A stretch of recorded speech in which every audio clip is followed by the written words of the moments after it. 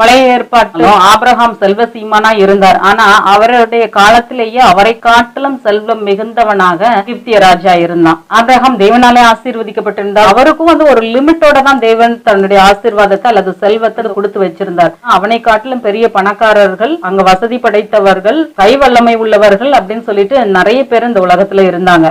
தேவனுடைய தாசர்களான தானியேல் வந்து ராஜாவுக்கு அடுத்தபடியாக இருந்தார். ஆனா அவருக்கு மேல பல பராக்கிரமம் உள்ள ராஜாக்கள் ஆட்சி செஞ்சிட்டு இருந்தாங்க. அதே மாதிரிதான் தாவீது ராஜாவாக இருந்தார். ஆனால் அவரை காட்டிலும் பலமுள்ளவர்களும் அவரை காட்டிலும் ஐஸ்வர்யத்திலும் மற்ற காரியத்துல எல்லாம் அதிகமான ஆட்கள் வந்து அங்க இருந்தாங்க. இதை நான் வந்து தவறாக விளங்கி கொள்ளக்கூடாது.